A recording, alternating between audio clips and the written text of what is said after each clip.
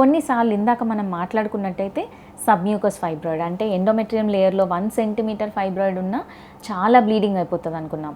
So అలాంటి ఆ ఫైబ్రాయిడ్స్ని తీసేసేది కూడా through hysteroscopic guided myoma resection చేయొచ్చు.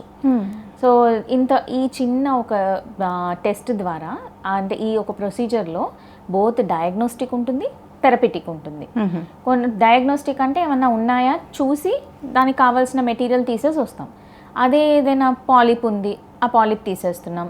సెప్టమ్ ఉంది, పిల్లలు అవ్వట్లేదు, ఫ్యూజన్ అయ్యి ఒక సెప్టమ్ ఉంది, ఆ సెప్టమ్ని రిసెక్షన్ చేస్తున్నామంటే అది ఆపరేటివ్. లేదు అని అంటే అక్కడ ఏదైనా మయోమా ఉంది, అది తీసేస్తున్నాం, సో అది ఆపరేటివ్. ఇవాళ రేపు మనం చూసినట్టయితే చాలామందికి సిజేరియన్ సెక్షన్స్ అవుతున్నాయి. ఆ సిజేరియన్ సెక్షన్ అప్పుడు ఏదైతే కుట్లు వేస్తామో అక్కడ లేయర్ సరిగ్గా అప్రాక్సిమేట్ కాకపోతే కొంతమందికి ఇస్తమోసీల్ అని ఫామ్ అవుతుంది. అలాంటి ఫామ్ అయినవి కూడా ఈ హిస్ట్రోస్కోపీలో కొన్ని ప్రాసెస్లో క్లీన్ చేసి హీల్ చేయొచ్చు. ఏమైనా అబార్షన్స్ అయిపోయి కొన్ని ప్రోడక్ట్స్ లోపలగా ఉండిపోతే కూడా ఆర్పిఓసి కంటెంట్స్ అంటాం, అవి కూడా తీసేందుకు యూస్ చేస్తూ ఉంటాం.